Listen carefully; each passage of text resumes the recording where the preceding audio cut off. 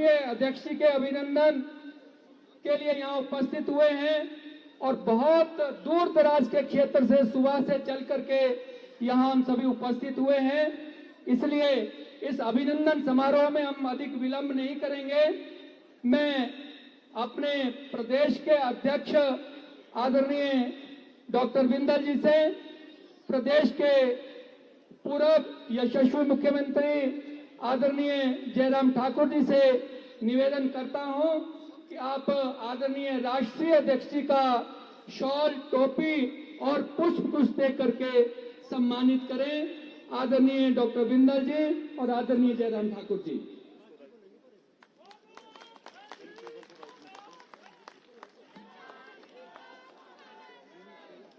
आठों, मेरा निवेदन है कि विजय के प्रतीक हनुमान जी की गदा भी आदरणीय प्रदेश अध्यक्ष और जयराम जी आदरणीय राष्ट्रीय अध्यक्ष जी को अभिनंदन गदा के साथ अभिनंदन करें। भारत माता की। मेरा सभी 8 मंडल अध्यक्षों से, शिमला जिला के मंडल अध्यक्षों से निवेदन है कि वो तुरंत जल्दी आकर के बड़ी माला से आदरणीय राष्ट्रीय अध्यक्ष का अभिनंदन करें, स्वागत करें। सभी मंडल अध्यक्ष, स्वागत है भाई, स्वागत है, स्वागत है भाई, स्वागत है, स्वागत है भाई, स्वागत है, स्वागत है भाई, स्वागत है, स्वागत है भाई, स्वागत है,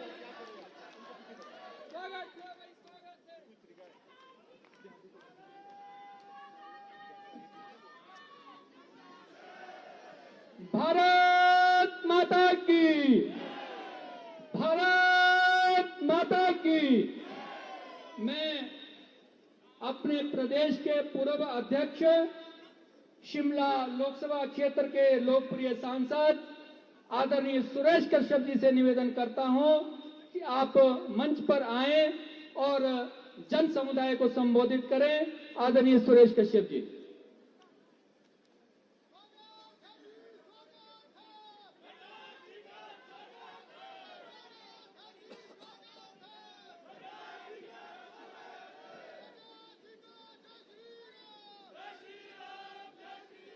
स्वागत है जी, स्वागत है, स्वागत है जी, स्वागत है,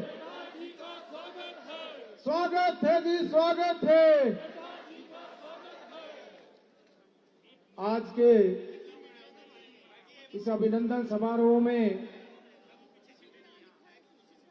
3 राज्यों की प्रचंड जीत के बाद हिमाचल पधारे भारतीय जनता पार्टी के राष्ट्रीय अध्यक्ष परम आदरणीय श्री जगत प्रकाश नड्डा जी, मैं अपनी ओर से तथा यहां विराजमान समस्त जनता की ओर से इस नव वर्ष के उपलक्ष्य में और 3 राज्यों की जीत के बाद आज यहां शिमला में पधारने के लिए हार्दिक अभिनंदन करता हूं, हार्दिक स्वागत करता हूं। मैं सभी से आग्रह करूंगा कि एक बार कर्तव्य ध्वनि से माननीय राष्ट्रीय अध्यक्ष जी का अभिनंदन करें, स्वागत करें। कर्तव्य ध्वनि से जोरदार स्वागत माननीय राष्ट्रीय अध्यक्ष जी का करें।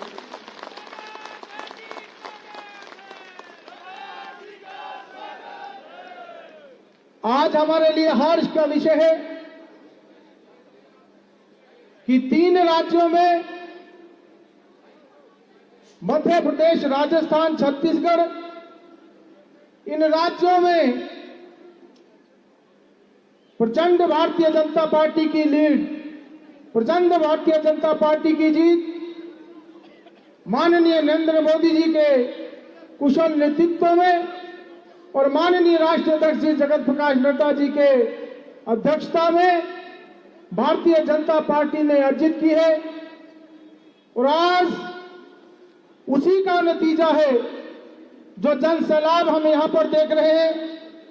या जिस प्रकार से जो जन सैलाब सोलन में उमड़ा था, माननीय राष्ट्रीय अध्यक्ष जी, ये जो 3 राज्यों में भारतीय जनता पार्टी की जीत हुई है, उसके कारण जहां देश के कार्यकर्ताओं में एक नई ऊर्जा का संचार हुआ है, वहीं हिमाचल प्रदेश के कार्यकर्ताओं में भी एक नई उमंग और नया जोश देखने को मिला है।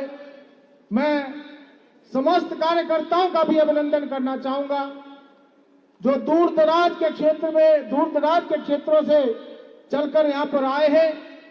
साथ ही साथ मंच पर विराजमान हमारे पूर्व में मुख्यमंत्री रहे और नेता प्रतिपक्ष जयराम ठाकुर जी, हमारे राष्ट्रीय उपाध्यक्ष और उत्तर क्षेत्र के प्रभारी आदरणीय श्री सौदान सिंह जी, हमारे हिमाचल प्रदेश के प्रभारी आदरणीय अविनाश राय खन्ना जी, सह प्रभारी आदरणीय संजय टंडन जी, हमारे प्रदेश के बहुत ही जुझारू अध्यक्ष आदरणीय डॉक्टर राजीव बिंदल जी, हमारे प्रदेश के महामंत्री आदरणीय डॉक्टर सिकंदर जी, आदरणीय बिहारी लाल शर्मा जी, आदरणीय त्रिलोक कपूर जी, हमारे पार्टी के यहाँ पर विराजमान सभी पदाधिकारी बंधुओं, सभी मोर्चों के प्रदेश से लेकर मोर्च मंडल तक के पदाधिकारी, सभी यहाँ पर विराजमान सम्माननीय विधायकगण और कोने कोने से, शिमला जिला के कोने कोने से आए कार्यकर्ता बंधुओं, जिस प्रकार से माननीय राष्ट्रीय अध्यक्ष जी के नेतृत्व में आज भारतीय जनता पार्टी देश ही नहीं दुनिया की सबसे बड़ी पार्टी है और माननीय राष्ट्रीय अध्यक्ष जी की अध्यक्षता में आज देश भर में लगभग 1.5 दर्जन से ज्यादा राज्यों में भारतीय जनता पार्टी की सरकार है। माननीय राष्ट्रीय अध्यक्ष जी के प्रयासों से, माननीय मोदी जी के नेतृत्व में भारतीय जनता पार्टी निरंतर आगे बढ़ रही है और वो दिन दूर नहीं है जहां पिछली 2 बार भारतीय जनता पार्टी ने 2000, चाहे हम 14 की बात करें, 2019 की बात करें और फिर एक तीसरी बार 2024 में भी भारतीय जनता पार्टी 400 से ज्यादा सीटें जीतकर देश में सरकार बनाने जा रही है। माननीय राष्ट्रीय अध्यक्ष जी, 2024 का वर्ष जो कि जहां लोकसभा का चुनाव और भारतीय जनता पार्टी जीत की हैट्रिक लगाएगी, साथ ही साथ इसलिए भी ये वर्ष ऐतिहासिक है क्योंकि आने वाली 22 जनवरी को रामलला जो है अपने मंदिर में विराजमान हो गए। ये भी हम सबके लिए खुशी का अवसर है। ऐसे समय में मैं आपका धन्यवाद करना चाहूंगा, आभार प्रकट करना चाहूंगा कि नव वर्ष के उपलक्ष्य में आपने हिमाचल प्रदेश का प्रवास वो भी शिमला संसदीय क्षेत्र से शुरू किया। आज सोलन में आपका अभिनंदन हुआ, अभी शिमला में कार्यकर्ताओं ने गर्मजोशी से आपका स्वागत किया। आपके मार्गदर्शन से, आपके संबोधन से कार्यकर्ताओं के अंदर नई ऊर्जा का संचार होगा। निश्चित रूप से आने वाला 2024 का चुनाव भारतीय जनता पार्टी चारों की चारों सीटें जीतेगी, ये बात तय है। मैं बहुत लंबी बात न करते हुए फिर से एक बार आपका यहाँ शिमला में पधारने के लिए और जितने भी तमाम नेतागण मंच पर विराजमान हैं उनका भी अभिनंदन करते हुए और आज के इस कार्यक्रम में मौजूद मेरे सभी बुजुर्ग बहनें, भाई, नौजवान साथी, मीडिया के बंधुवर और पार्टी के जितने भी कार्यकर्ता और पदाधिकारी हैं उनका भी अभिनंदन करता हूं। बहुत बहुत धन्यवाद। जय हिंद, जय हिमाचल, जय श्री राम। भारत माता की, भारत माता की। मैं अपने पार्टी के प्रदेश अध्यक्ष आदरणीय बिंदल जी से निवेदन करता हूं कि अपना संबोधन रखें। आज हमारे लिए बहुत ही परम सौभाग्य का विषय है कि देश के भारतीय जनता पार्टी के राष्ट्रीय अध्यक्ष आदरणीय श्री जगत प्रकाश नड्डा जी हमारे मध्य पधारे हैं। हम एक बार जोरदार तालियां बजा करके उनका अभिनंदन करें। मुझे आप सब लोगों को बधाई देनी है, दूर दूर से इतनी बड़ी संख्या में आए। शिमला जिला, महासू जिला के सभी नेतागण जो मंच पर विराजमान है और मंच के सामने हैं, मैं आपका कोटि कोटि आभार व्यक्त करता हूं कि आप बड़ी संख्या में अभिनंदन के लिए पहुंचे। आपका धन्यवाद। हमें श्रद्धेय जगत प्रकाश नड्डा जी को सुनना है, इसलिए ठंड बढ़ रही है। मैं आपके उनके बीच में बिल्कुल कुछ न बोलता हुआ केवल आपका हृदय की गहराई से अभिनंदन करता हूं और पूर्व मुख्यमंत्री आदरणीय श्री जयराम ठाकुर जी से आग्रह करता हूं कि वो मंच पर आए और माननीय नड्डा जी का अभिनंदन करें। तत्पश्चात माननीय नड्डा जी अपना उद्बोधन देंगे। धन्यवाद। बोलो भारत माता की। एक बार सभी अपने अपने स्थान पर खड़े होकर के राष्ट्रीय अध्यक्ष जगत प्रकाश नड्डा जी का अभिनंदन करें। भारत माता की, भारत माता की, भारत माता की। भारतीय जनता पार्टी के सम्मानीय राष्ट्रीय अध्यक्ष श्री जगत प्रकाश नड्डा जी, मंच पर हमारी पार्टी के प्रदेश के अध्यक्ष डॉक्टर राजीव बिंदल जी, उपाध्यक्ष आदरणीय सौदान सिंह जी, प्रभारी जी, सह प्रभारी जी और मंच पर बैठा समस्त नेतृत्व। मैं शिमला पहुंचने पर राष्ट्रीय अध्यक्ष जी का इस बहुत बड़ी जीत, शानदार जीत के पश्चात पहली बार आपका आगमन हुआ है। आपका अभिनंदन करता हूं, स्वागत करता हूं। हम इस बात को समझ सकते हैं कि शिमला में सर्दी के मौसम में इसके बाद बहुत लंबी बात नहीं करनी चाहिए। मैं यही कहूंगा, आदरणीय अध्यक्ष जी, आपके नेतृत्व में शानदार जीत 3 राज्यों में हुई है। अब हम इंतजार कर रहे हैं कि आपकी अध्यक्षता में और आदरणीय मोदी जी के नेतृत्व में देश में भी जीत हो, एक दशक के बाद दूसरे दशक की शुरुआत हो और उसमें हमारा सौभाग्य होगा हिमाचल वासियों का कि हिमाचल के कार्यकर्ता जगत प्रकाश नड्डा जी जो पार्टी के राष्ट्रीय अध्यक्ष हैं, उनकी अध्यक्षता में शानदार जीत देश में भी हुई। हम आपको देवभूमि की ओर से बहुत बहुत बधाई देते हैं। नए साल की भी, शानदार जीत के लिए भी और आगे की देश की जीत के लिए शुभकामनाएं देते हैं। इतनी ही बात कहते हुए मैं आप सभी का अभिनंदन करता हूं, बहुत बहुत धन्यवाद करता हूं। नमस्कार, जय हिंद। बहुत बहुत धन्यवाद आदरणीय जयराम जी।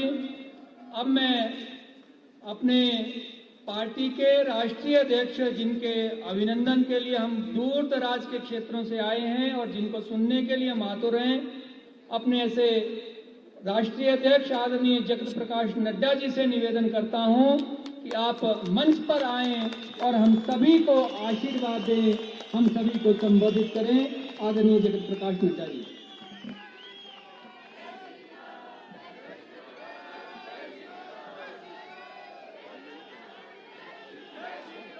बोलिए भारत माता की, भारत माता की, भारत माता की। आज के इस अभिनंदन समारोह में मंच पर उपस्थित हमारे पूर्व मुख्यमंत्री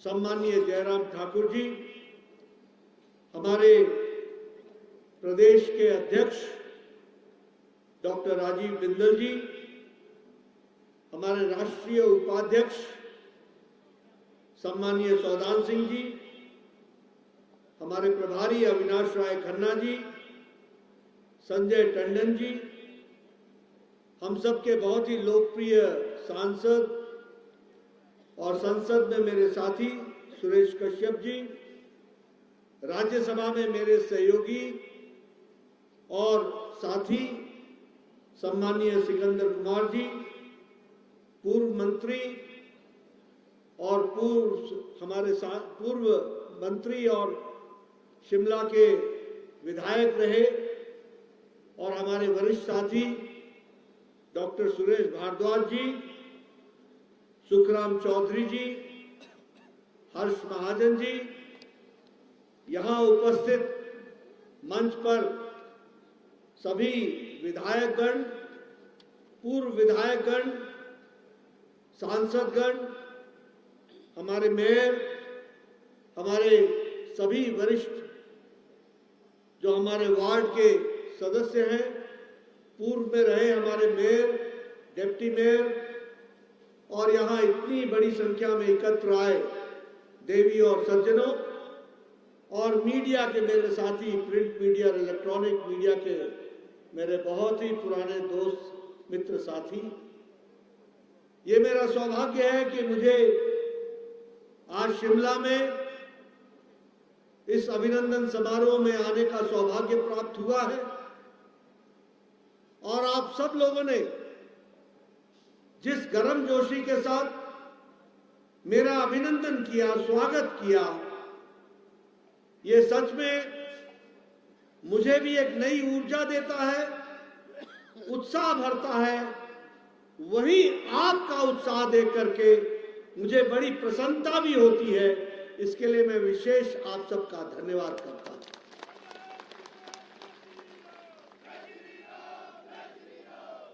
मैं जब शिमला में आया हूं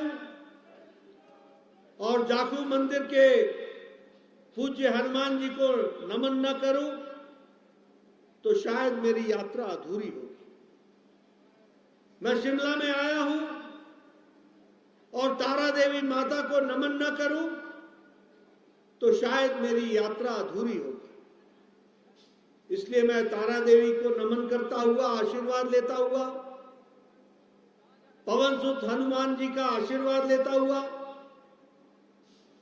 ये ईश्वर से प्रार्थना करता हूं कि जो ताकत आपने सात्विक शक्तियों को देश में, प्रदेश में, समाज कल्याण के लिए, समाज की सेवा के लिए, अपने भाइयों के लिए, अपने बहनों के लिए जो आपने ताकत हम सबको दी है, यह ताकत भारतीय जनता पार्टी के एक एक कार्यकर्ता पर आपका आशीर्वाद बना रहे, ये मैं नमन करते हुए कहता हूं। मित्रों, मैं आपको नए साल की भी बधाई देता हूं, शुभकामनाएं देता हूं। और ये नया साल राममय होने वाला है। इस राममय माहौल में जहां मर्यादा पुरुषोत्तम राम ने समाज के लिए, देश के लिए सभी मर्यादाओं का पालन करते हुए एक उचित व्यवस्था को दिया था, ईश्वर हम सबको भी वो ताकत दे कि हम उन मर्यादाओं को निभाते हुए, उन मर्यादाओं को ध्यान में रखते हुए देश सेवा में, प्रदेश की सेवा में, अपने भाई बहनों की सेवा के लिए पूरी ताकत लगाएं, ये जरूर मैं कहना चाहूंगा। लेकिन इसके साथ साथ आपको 22 जनवरी के लिए यहां से एक आह्वान भी करना चाहूंगा, एक निवेदन भी करना चाहूंगा, जिसे हमें यशस्वी प्रधानमंत्री जी ने निवेदन किया है कि 22 तारीख को, वैसे तो 14 तारीख से मकर संक्रांति से हम 22 तारीख तक सभी मंदिरों में, सभी तीर्थ स्थलों की स्वच्छता अभियान के तहत सफाई करें, अपने देवी देवताओं के मंदिरों की सफाई करें, आराध्य देव को पूजें, और 22 तारीख को राम ज्योति के नाम पर अपने अपने घरों में दिवाली मनाते हुए 5 ज्योति जरूर जलाएं, ये मैं आपसे निवेदन करना चाहता हूं। मित्रों, ये छोटी घटना नहीं है। 22 तारीख को प्राण प्रतिष्ठा होगी, वो विराजमान होंगे भगवान राम। हम सब लोग राम ज्योति जलाएंगे। लेकिन एक बात मैं जरूर कहना चाहता हूं कि जहां हम राम ज्योति जलाएंगे, भगवान राम प्रतिष्ठित होंगे, प्राण प्रतिष्ठा होगी, इसमें हिमाचल का भी बहुत बड़ा योगदान है। भारतीय जनता पार्टी ने 11 जून को 1989 को पालमपुर की धरती पर राष्ट्रीय प्रस्ताव पारित करके कहा था कि राम जन्मभूमि, राम की भूमि, जन्म की भूमि पर भव्य मंदिर बनना चाहिए और उसको हिंदुओं को सौंप देना चाहिए। आज लगभग 37-38 साल बाद जब हम यह यात्रा देखते हैं तो मन को कितनी खुशी होती है, कितनी प्रसन्नता होती है कि हमारे हिमाचल में अटल जी, अडवाणी जी, सभी नेता आए थे। पालमपुर की धरती पर वो प्रस्ताव पारित हुआ था और आज उस प्रस्ताव को हम साकार होते हुए देख रहे हैं। ये भारतीय जनता पार्टी के लिए भी बहुत ही गौरव और सौभाग्य की बात है। मित्रों, अभी अभी हमारे जयराम जी ने, सुरेश कश्यप जी ने और हमारे साथी और अध्यक्ष डॉक्टर राजीव बिंदल जी ने राजस्थान, मध्य प्रदेश और छत्तीसगढ़ की चर्चा की और आप लोगों ने धन्यवाद दिया, बहुत जोर से तालियां बजाई। लेकिन याद करो ना, जब चुनाव हो रहे थे तो सब क्या कहा करते थे?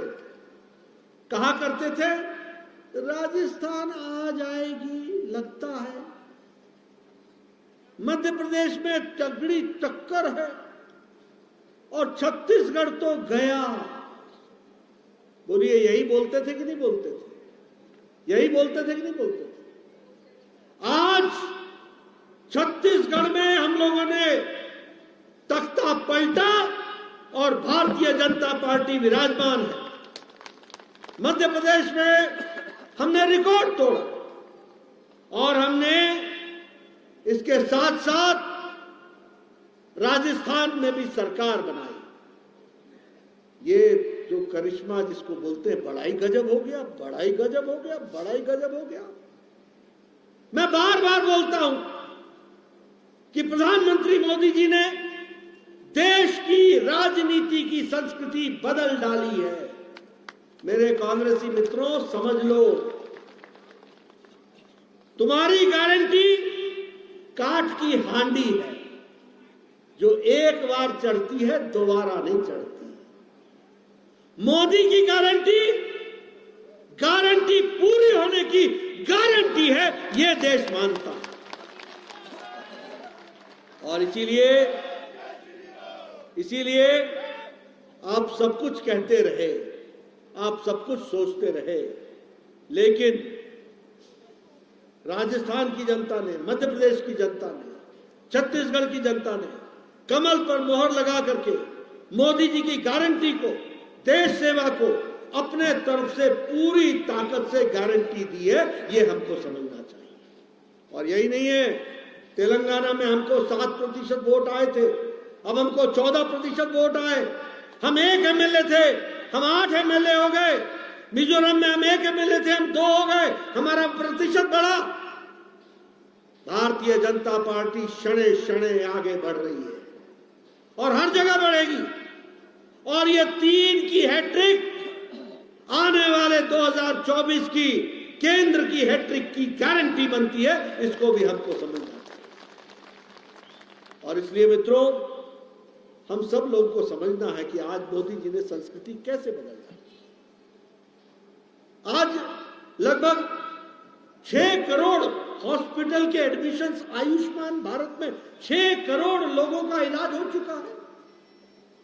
यहां बैठे हैं लोग, बहुत से मेरे पत्रकार बंधु भी हैं। मैं याद दिलाता हूं, मैं जब एमएलए था तो चिट्ठी लिखा करता था, इसका बाईपास होना है, इसको स्टंट लगना है, इसका वेल्व चेंज होना है, इसको 1.5 लाख दे दो, इसको 2 लाख दे दो, इसको इतना लाख दे दो।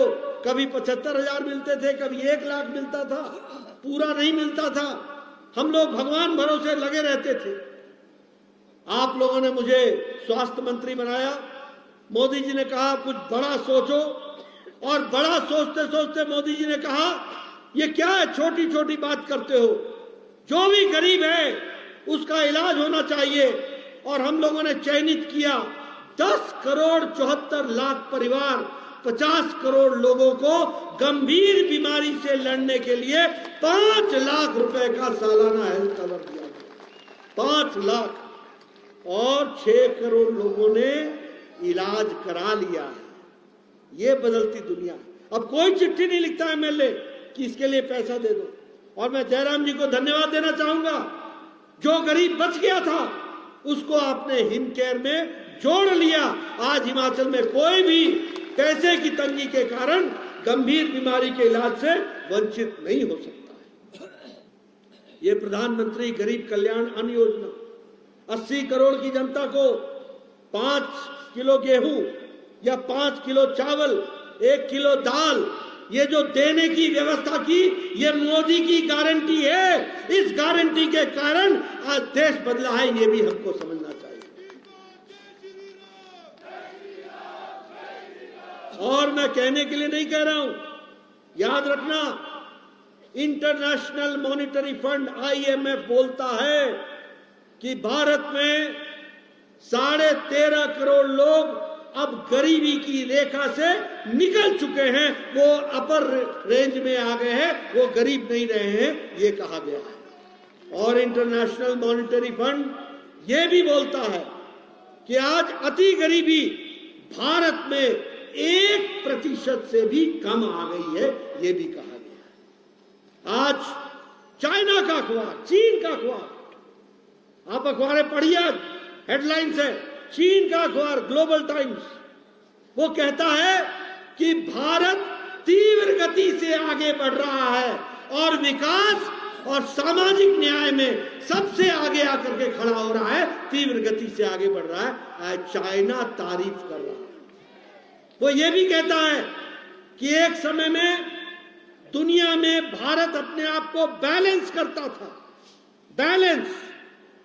आज ग्लोबल टाइम्स चाइना का यह कहता है कि भारत बैलेंस नहीं करता है, भारत अब नई अलाइनमेंट खड़ी करता है, नई अलाइनमेंट खड़ी करता है, ये बात कही जाती है। विकास और सामाजिक न्याय के लिए आगे बढ़ता है। मित्रों, आपको जानकर खुशी होगी, हम 11वें नंबर की इकोनॉमी थे, 11वें नंबर की। आज छलांग लगाकर मोदी जी ने इस भारत को, जिस ब्रिटानिया ने, जिस ब्रिटेन ने, जिस ब्रिटिशर्स ने हमको 200 साल राज किया, उसको पछाड़ करके आज हम 5वें नंबर की अर्थव्यवस्था बन गए।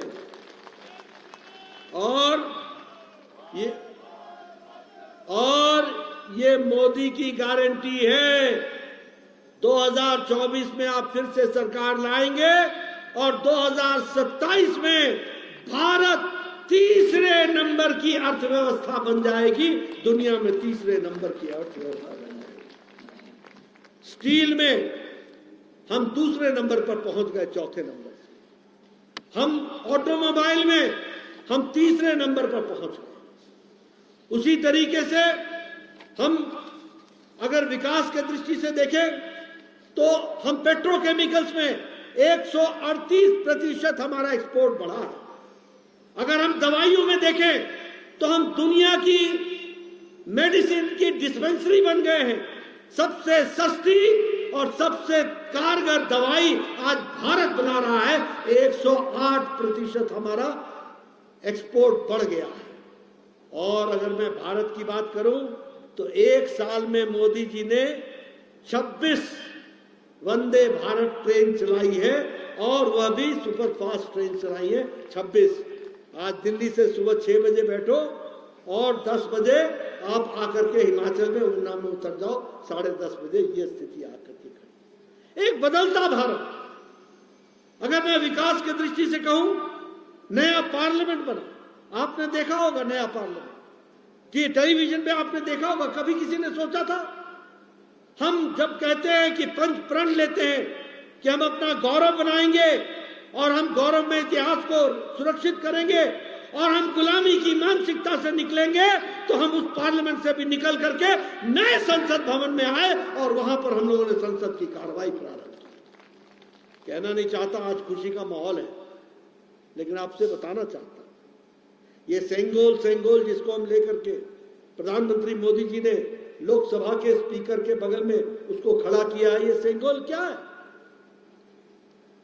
लॉर्ड माउंटबेटन ने 1947 में पूछा कि जब देश हम आपको सौंपेंगे तो आपके यहां कोई परंपरा होती होगी, उस परंपरा को हम निभाना चाहेंगे ताकि आपको हम सत्ता परिवर्तन कर सकें। नेहरू जी नहीं बता सके कि हमारी परंपराएं क्या है, लेकिन सी राजगोपालाचारी ने चोला डायनेस्टी में जो आदिमान लोग होते थे, जो हमारे ऋषि मुनि थे, जो पूजा पाठ के साथ ये बताते थे कि हमारे यहां ये जो दंड है ये धर्म का दंड है, यानी कोड ऑफ कंडक्ट है, ये नियम का दंड है, ये संविधान का दंड है और संविधान की रक्षा करने के लिए ये दंड दिया जाता था और उसको संभाल करके लाया जाता। उस समय सी राजगोपालाचारी जी के नेतृत्व में, मैं इतिहास के पन्नों में कुछ मेरे से शायद गलती भी हो जाए तो क्षमा करना, लेकिन इतिहास इसी प्रकार से स्पेशल प्लेन से ये हमारे वहां के ऋषि मुनि पंडित मंत्रोच्चारण के साथ उस सेंगोल को लेकर के आए और वो सेंगोल उन्होंने 14 अगस्त या 13 अगस्त को 1947 को जवाहरलाल नेहरू जी को पूरे पूजा पाठ के साथ वो थमाया था। ये भारतीय परंपरा के अनुसार सत्ता की दृष्टि से वो दिया गया, लेकिन कहना नहीं चाहिए, आज वो नेहरू जी हमारे बीच में नहीं है, हमारे प्रथम प्रधानमंत्री थे, लेकिन उनको वो परंपरा समझ में नहीं आई और ये सेंगोल आनंद भवन में उनके घर पहुंच गया इलाहाबाद, बाद में म्यूजियम बना और वो म्यूजियम में walking stick of Jawaharlal Nehru के नाम से वो प्रेषित हो गया। प्रधानमंत्री मोदी जी ने इतिहास की इन चीजों को निकाला और पूरे पूजा पाठ और सम्मान के साथ जब नया संविधान बना, जब नया संविधान भवन बना, तो लोकसभा के स्पीकर के बगल में उस सेंगोल को फिर से पुनः स्थापित किया।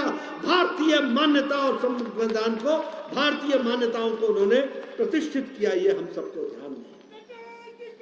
मित्रों, अगर मैं बात करूं 1 साल के अंदर, तो लगभग एमएसएमई में, छोटे उद्योगों में लगभग 3 करोड़ लोगों को जॉब देने का काम हुआ है और जिसमें से 3 करोड़ लोगों को महिलाएं हैं जिनको इसमें से जोड़ा गया है।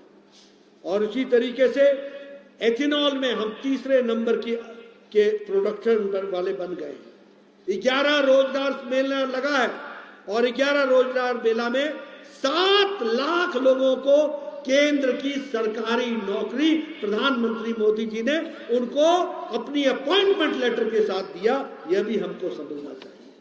और सबसे खुशी की बात है, मैं यहाँ इतनी बड़ी संख्या में बहनों को देख रहा हूँ, माताओं को देख रहा हूँ, नारी शक्ति को देख रहा हूँ। अब वो समय दूर नहीं है, नारी शक्ति वंदन विधेयक लोकसभा राज्यसभा से पास हो चुका है और 2029 की लोकसभा में और आने वाले समय में अब बहनें भी विधानसभा और लोकसभा में बैठेंगी। ये भी आप ध्यान में रखें। अब हिमाचल से भी लोकसभा में प्रतिनिधित्व करने का मौका बतौर बहन, बतौर महिला हम सबको मिलने वाला है। ये बदलता भारत। प्रधानमंत्री मोदी जी ने गांव, गरीब, वंचित, पीड़ित, शोषित, दलित, हमारा आदिवासी भाई, हमारा अनुसूचित जाति भाई, हमारा किसान, हमारा युवा, इनको ताकत देने का काम किया है तो प्रधानमंत्री मोदी जी ने किया है। उज्ज्वला योजना, उजाला योजना, स्वच्छता अभियान, आयुष्मान भारत, प्रधानमंत्री गरीब कल्याण अन्न योजना, प्रधानमंत्री किसान सम्मान निधि योजना, एक से एक योजनाएं ये चला करके सभी को ताकत देने का काम प्रधानमंत्री मोदी जी ने किया है। ये भी हमको ध्यान रखना चाहिए। आज जब मैं 80 करोड़ की जनता को अन्न योजना से जोड़ता हूं तो आपको जानकर खुशी होगी कि 28 लाख लोग हमारे हिमाचल में हैं जो प्रधानमंत्री गरीब कल्याण अन्न योजना के तहत उसका लाभ उठा रहे हैं। मित्रों, अगर मैं हाइड्रो की बात करूं तो मोदी जी ने हिमाचल को लगभग 11,000 करोड़ रुपए के हाइडल प्रोजेक्ट्स के लिए पैसा देकर के उसका काम शुरू किया है। यह भी हमको ध्यान में रखना चाहिए। IIM Sirmaur, all India institute of medical sciences Bilaspur, कभी सोचा था कि 1300 करोड़ रुपए का एम्स बिलासपुर में आएगा? कभी सोचा था आपने? यहां पत्रकार बंधु बैठे हैं, एक डिस्पेंसरी मिल जाती थी तो हम अपनी पीठ थपथपाते थे।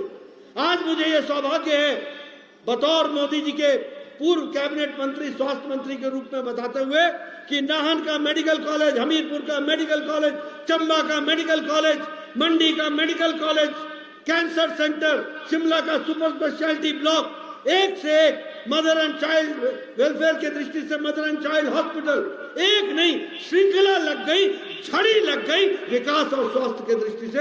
यह भी मैं आपको बताना चाहूंगा। मैं हिमाचल की जनता से पूछना चाहता हूं, कभी आपने ये जो आजकल 4 लेन बन रहा है और ये जो ओवर ब्रिज बन रहा है, इसके पाए जो आपने देखे, ऐसे मोटे पाए देखे थे आपने पहले? कहीं हिमाचल में देखे थे? भैया बताओ, देखे थे? आज जहां देखो ओवर ब्रिज, अंडर ब्रिज, अटल टनल, कोई 11 किलोमीटर की, कोई 10 किलोमीटर की। ये विकास की नई कहानी नहीं है तो और क्या है?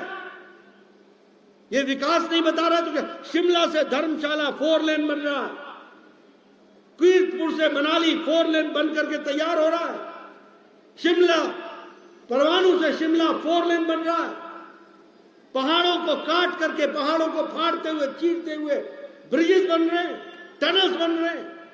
ये नई कहानी बताता है और यह मोदी जी का हिमाचल के प्रति प्यार भी बताता है, जिसको आपको ध्यान में रखना चाहिए।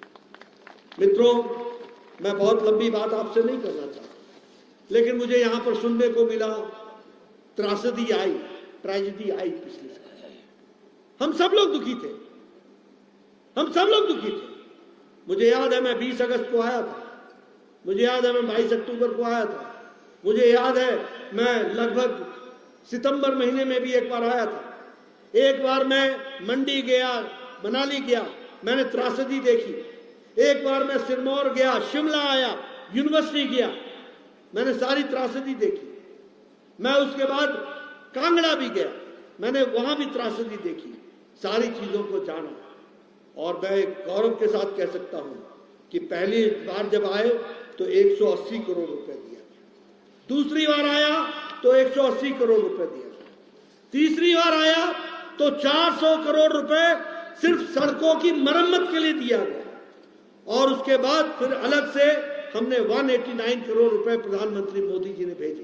पहली बार आया तो मोदी जी ने 180 करोड़, दूसरी बार आया तो मोदी जी ने 180 करोड़, तीसरी बार आया तो मोदी जी ने 400 करोड़, और चौथी बार आपको प्रधानमंत्री मोदी जी ने 189 करोड़ भेजे। 20 अगस्त को फिर से 200 करोड़ रुपए भेजे और 12 दिसंबर को 633 करोड़ रुपए भेजे, और कुल मिलाकर के 1782 करोड़ रुपए सिर्फ ट्रेजेडी के लिए दिए।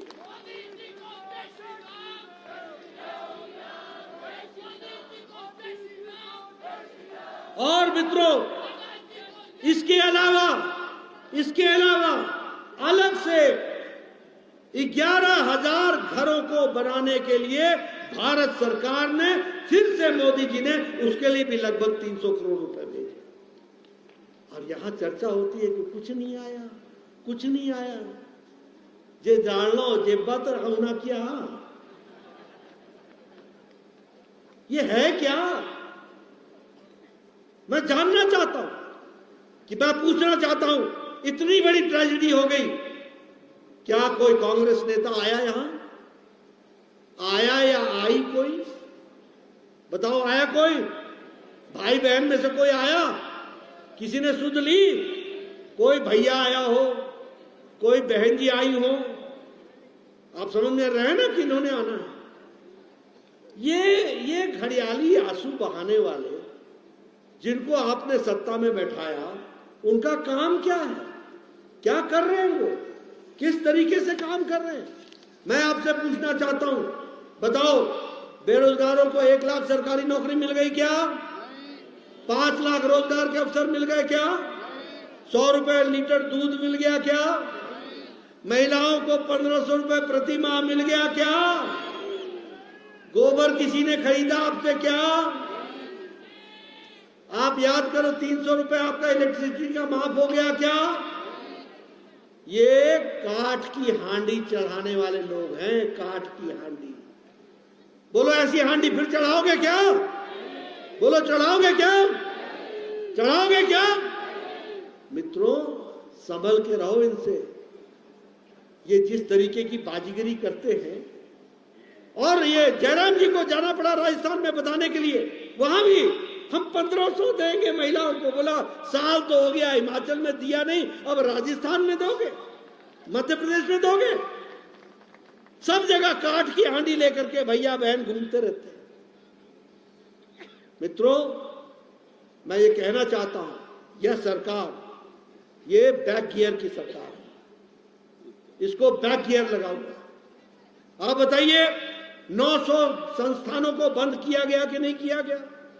620 गवर्नमेंट के ऑफिसेज बंद किए गए, 19 डिग्री कॉलेजेस बंद किए गए, 286 स्कूलों को बंद किया गया है। बोलो ये बैक गियर की सरकार है कि नहीं है? है कि नहीं है?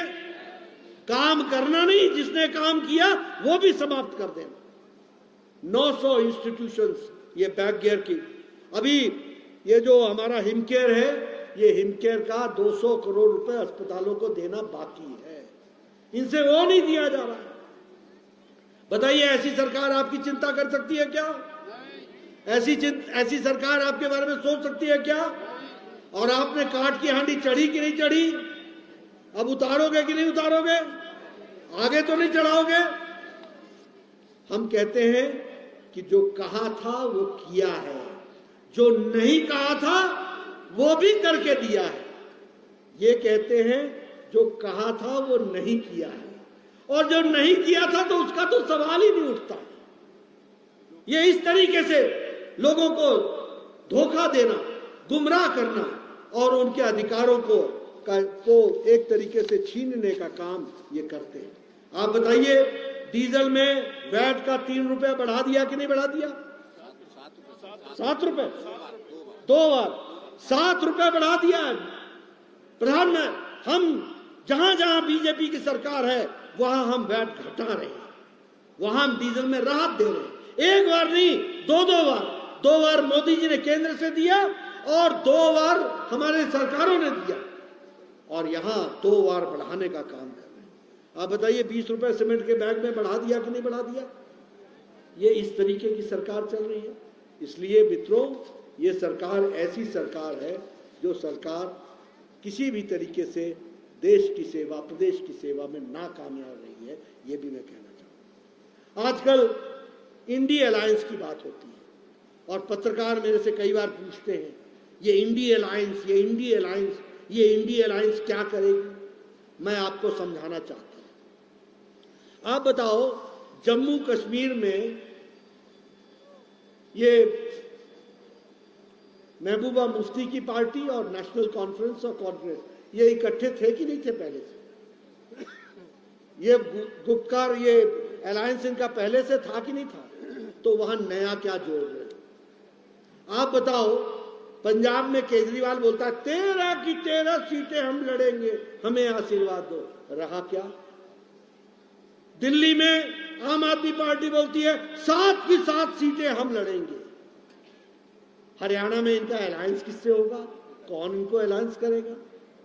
आप बताइए, मध्य प्रदेश में अलायंस किससे करेंगे? क्या लाएंगे?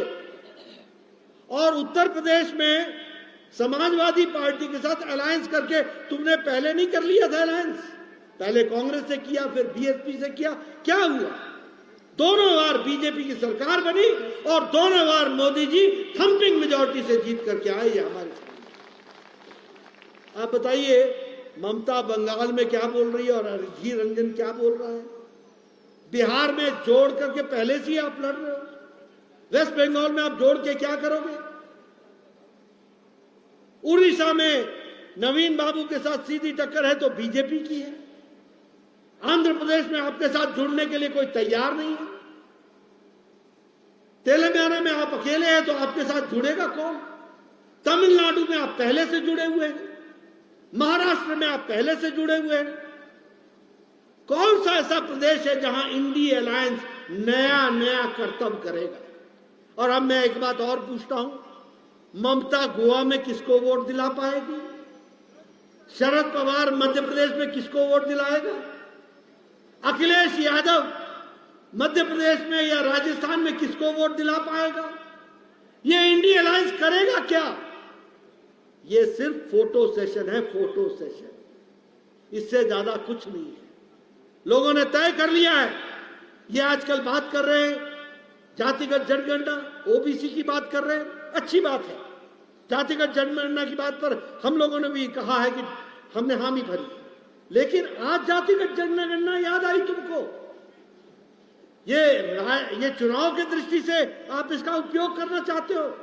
मैं पूछना चाहता हूं कि जब जवाहरलाल नेहरू जी ने काका कालेलकर की रिपोर्ट पर 10 साल बैठे रहे, तब उस समय जातिगत जनगणना या ओबीसी क्यों नहीं याद आया? मैं जानना चाहता हूं कि जब मंडल कमीशन की रिपोर्ट आई तो मिसेस गांधी प्रधानमंत्री थी, बाद में राजीव गांधी प्रधानमंत्री बने, दोनों ने मिलकर के मंडल कमीशन पर एक्शन क्यों नहीं लिया? क्यों बैठे रहे? और जब प्रधानमंत्री मोदी जी बने तो ओबीसी को संवैधानिक दर्जा देने का काम किया तो नरेंद्र मोदी जी ने किया, यह भी ध्यान में रखना चाहिए। इसलिए आज तो मैंने पार्लियामेंट में कहा कि जितने कांग्रेस के एमपी नहीं हैं, इससे ज्यादा तो हमारे ओबीसी के सांसद हैं। ओबीसी के सांसद, यह हमारी स्थिति है। हमारे मंत्री सबसे ज्यादा, गवर्नर सबसे ज्यादा, और आप ओबीसी की बात करते हो। राहुल गांधी तुम बात करते हो जो कहते हो कि सारे मोदी चोर हैं। आप जातिगत रूप से किसी को गाली देते हो और फिर कहते हो कि मैं माफी न मांगू, और ओबीसी को गाली देते हो और एक बार नहीं अनेकों बार गाली देते हो, और फिर बोलते हो कि मैं माफी न मांगू, और तुम ओबीसी के चैंपियन बनते हो। राजीव गांधी ने पार्लियामेंट में कहा था ना जात पर ना पात पर, तब तुम्हारा ओबीसी कहां चला गया था? ये घड़ियाली आंसू बहाना बंद करो। अभी भारत जोड़ो यात्रा पर निकले, भारत जोड़ो न्याय यात्रा। पहले तो न्याय यात्रा थी, फिर भारत जोड़ो न्याय यात्रा। तुम भारत जोड़ने निकले हो। जवाहरलाल नेहरू के यूनिवर्सिटी में जिन लोगों ने नारे लगाए, अफजल हम शर्मिंदा हैं, तेरे कातिल जिंदा हैं, उनके साथ तुम जाके खड़े हो गए। राहुल गांधी हाथ से हाथ मिला करके उठा करके तुमने तस्वीरें खिंचवाई, और उसके बाद तुम आज बोलते हो और क्या कहा? अफजल हम शर्मिंदा हैं, तेरे कातिल जिंदा है। अफजल कौन था? अफजल वो था जिसने पार्लियामेंट के अटैक का मास्टरमाइंड था। उसको फांसी की सजा हुई थी। अगर फांसी की सजा सुप्रीम कोर्ट के जज ने दिया तो कातिल सुप्रीम कोर्ट का जज हो गया क्या? उसको माफ नहीं किया तो भारत के राष्ट्रपति प्रणब मुखर्जी ने माफ नहीं किया, तो क्या प्रणब मुखर्जी कातिल हो गए? अफजल हम शर्मिंदा हैं, तेरे कातिल जिंदा हैं। राहुल गांधी साथ में हाथ मिला के चलना है। और फिर क्या कहा? भारत होंगे टुकड़े टुकड़े इंशाअल्लाह इंशाअल्लाह। ऐसे टुकड़े टुकड़े गैंग के साथ चलने वाले ये भारत जोड़ेंगे कि भारत तोड़ेंगे? बताइए आप, भारत जोड़ेंगे कि तोड़ेंगे? बताओ, जोड़ेंगे कि तोड़ेंगे? ये तोड़ो यात्रा पर निकले हुए लोग हैं। इनके साथ जो जो मिल रहा है, जो जो मिलता है यात्रा में, ये सब भारत को कमजोर करने वाले लोग हैं, जो भारत को मजबूत नहीं देखना चाहते। ये कहते हैं मोदी हटाओ, मोदी हटाओ, मोदी हटाओ, मोदी हटाओ, और मोदी जी कहते हैं देश को आगे बढ़ाओ, देश को आगे बढ़ाओ, देश को आगे बढ़ाओ। इसके लिए काम करो। इनके समझ में नहीं आता। ये न्याय यात्रा पर निकले। सन 84 के दंगे किसने कराए थे? सिख भाइयों पर अत्याचार किसने किया था? बताइए, सिख भाइयों का नरसंहार किसने किया था? इतिहास को शर्मसार किसने किया था? और आज ये न्याय यात्रा पर निकले। और इनके पूज्य पिताजी ने क्या कहा था कि जब बड़ा पेड़ गिरता है तो धरती हिलती है। ये न्याय यात्रा पर निकले राहुल गांधी, प्रियंका गांधी, सोनिया गांधी पहले देश से माफी मांगे। सन 84 के दंगों के नरसंहार का उनको माफी मांगना पड़ेगा, तब न्याय की बात करना, तब न्याय के बारे में चर्चा करना। आप लोगों को गुमराह करना चाहते हो, आंखों में धूल भरना चाहते हो। क्या क्या नहीं किया आपने, आप बताइए। सनातन को लेकर के इतना कुछ बोला गया, इतना कुछ बोला गया। मैं पूछता हूं कांग्रेस के नेताओं से, तुम्हारी जबान क्यों नहीं खुली? क्यों नहीं खुली? क्यों इस तरीके की घटनाएं घट रही? हम अखिल भारतीय सबको साथ लेकर के चलने वाले, सबका साथ, सबका विकास, सबका विश्वास, सबका प्रयास को लेकर चलने वाले मोदी जी एक तरफ है, और एक तरफ तुम कभी नॉर्थ साउथ, कभी ऊपर नीचे, तुम देश को बांटते हो और चलते हो भारत जोड़ो यात्रा पर, और सबके साथ अन्याय करते हो और फिर बोलते हो कि हम न्याय यात्रा में जाएंगे। मैं एक नहीं अनेकों उदाहरण दे सकता हूं कांग्रेस पार्टी का, जो उन्होंने समाज के साथ अन्याय किया है। आप बताइए, लोग इतिहास में भूल जाते हैं। प्रधानमंत्री मोदी जी ने 14 अगस्त को तय किया है कि वो हमारा अपना विध्वंस का, उसको याद करने का दिवस जो हमारा, उसको हम लोगों ने तय किया कि जिस तरीके से 14 अगस्त को हमारा देश विभाजित हुआ था, उस समय भारत को न्याय की आवश्यकता थी, तो आपने देश विभाजित कर दिया और आज आप न्याय यात्रा पर निकले। कौन कौन सी घटनाएं सुनाएं आपको? मित्रों, मैं एक ही बात आपको कहना चाहता हूं, आपका ज्यादा समय नहीं लूंगा, लेकिन इतना जरूर कहना चाहता हूं कि देश सुरक्षित है और विकास और विकसित भारत की ओर बढ़ रहा है, तो मोदी जी के नेतृत्व में बढ़ रहा है, यह हमको समझना चाहिए। और इसलिए यह हमारी नैतिक जिम्मेवारी है, यह हमारी राष्ट्रीय जिम्मेवारी है कि देश में स्थिरता रहे, देश विकास की ओर आगे बढ़े। जब दुनिया भारत को देखने के लिए आतुर हो रही है और जब हम विकसित भारत के संकल्प को लेकर 2047 की तरफ आगे बढ़ रहे हैं, तो 2024 इस पड़ाव को भी बखूबी आपके आशीर्वाद से मोदी जी को फिर से हम विराजमान करेंगे और वो प्रधानमंत्री के रूप में देश की सेवा करेंगे। ये हम आपको कहना चाहते हैं। मैं अंत में आपसे हिमाचल की हिस्सेदारी भी मांगने आया हूं। बताओ, यहां से चौका लगेगा? लगेगा चौका? लगेगा चौका? पूरी अच्छी तरीके से लगेगा? देश की मजबूती में आपका योगदान होगा? मोदी जी को प्रधानमंत्री बनाने में आपका योगदान होगा? दुनिया की तीसरी आर्थिक शक्ति बनाने में आपका भी योगदान होगा? विकसित भारत पहुंचाने में आपका भी योगदान होगा? ये सभी योगदान होगा तो चौके पे चौका लगाना होगा, ये आपको ध्यान में रखना होगा। आपने मेरी बात सुनी, आपका बहुत बहुत धन्यवाद। मैं आयोजकों को, मैं डॉक्टर बिंदल और उनकी टीम को, बिहारी जी को, हमारे अपने जयराम जी को, हमारे सिद्धार्थन जी, सबको बधाई देना चाहता हूं। इतना भव्य कार्यक्रम आपने किया और इसी जोश के साथ गांव-गांव में आप मोदी जी का संदेश पहुंचाइए, विकसित भारत की को आगे बढ़ाइए और कोई भी व्यक्ति पीछे छूट न जाए उसकी चिंता कीजिए। इन्हीं शब्दों के साथ बहुत बहुत धन्यवाद। जय भारत, जय हिमाचल।